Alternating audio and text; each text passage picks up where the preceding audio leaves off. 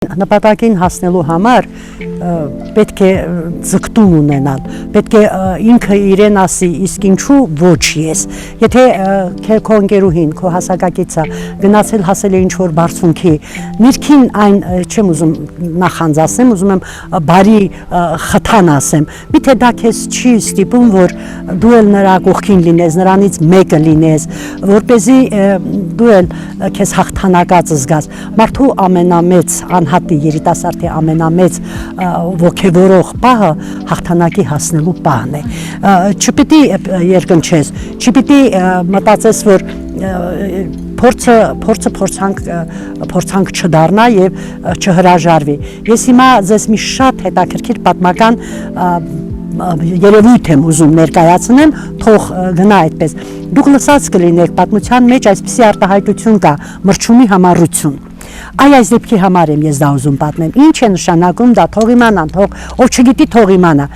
Պատերազմ է, զորավարը պարտվել է պատերազմի դաշտում, կորցրել է զինվորներին, կորցրել է հաղթանակի ու հաղթելու իր ներքին ջիղը եւ այսպես մեջքը ծռված, ոնց որ ասում է ժողովուրդը,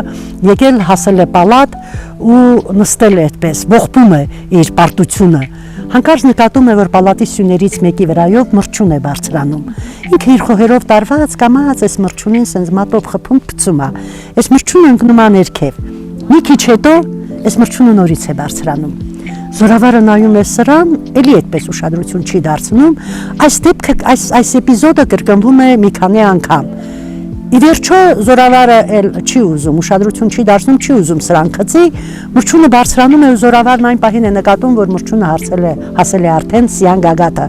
ասում է ով ճակատագիր, դիմի թե ես այս մրջյունի համառությունը չեմ կարող ունենալ, եթե սա այս փոքրիկ էակը, որին ես 6 անգամ գցեցի բարձունքից ներքև եւ կարողացավ ի հակադրությունից իր համառության շնորհիվ հասնի հաղթանակում, ուրեմն ես էլ կարող եմ։ Ոն ուրեմն առաջ քաջերս դեպի հաղթանակ։ Վերցնում է զինվորներին ու նորից գնում։ Յուրաքանչյուր մարդ պետք է իր համար դա սկզբունք ընդունի։ Այո, ոն ուրեմն երիտասարդներս, ով ուրեմն ջահելներս, ով ուրեմն կյանքի նպատակ ունեցողներդ, մրջյունի համառություն ունեցեք, հասեք հաղթանակի։